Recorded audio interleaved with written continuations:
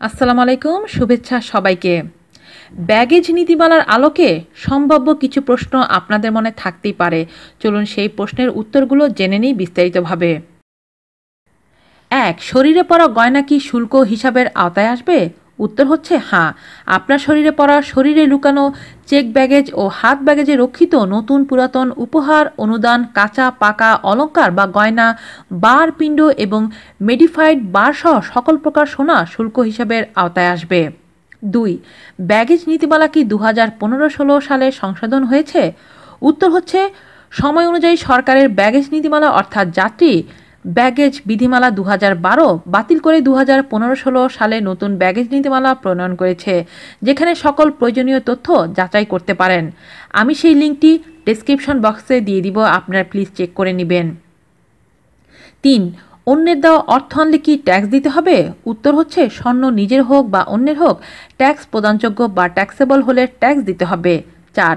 Baggage রুলের অতিরিক্ত বা বাণিজ্যিক পরিমাণ স্বর্ণ আনা যায় কিনা? উত্তর হচ্ছে ব্যাগেজ রুলের অতিরিক্ত বা ব্যবসায়িক প্রয়োজনে বাণিজ্যিক পরিমাণে স্বর্ণ আনা যায়।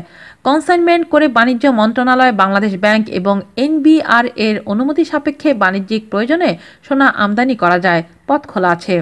৫. রূপা বা অন্য অলংকার আমদানি বিষয়ে কি নীতি? উত্তর হচ্ছে রূপা আমদানি নীতিমালা ব্যাগেজ রুলে উল্লেখ আছে, তবে অন্য কোনো অলংকার ব্যক্তিগত প্রয়োজনে সীমিত পরিমাণে ট্যাক্স ছাড়া আনা যাবে, কিন্তু বাণিজ্যিক পরিমাণে হলে মোট মূল্যের উপর পরিশোধ করতে হবে। ৬. যে কোনো যাত্রী কি সোনা আনতে পারবেন? উত্তর হচ্ছে হ্যাঁ, যে কোনো যাত্রী সোনা আনতে পারবেন, তবে 12 বছরের কম বয়সী যাত্রীবৃন্দ পারবেন না। ৭. যারা ঘন ঘন বিদেশ ভ্রমণ করেন তাদের জন্য কি আলাদা নিয়ম আছে? উত্তর হচ্ছে না, যারা ঘন ঘন বিদেশ ভ্রমণ করেন বা ফ্রিকোয়েন্ট ফ্লায়ার তাদের জন্য পৃথক কোনো নিয়ম নাই। একজন ফ্রিকোয়েন্ট ফ্লায়ার অন্য সকল যাত্রীর মতো বিমান টিকিটের মূল্য, ট্যাক্স ও অন্যান্য বিল পরিশোধ করেন।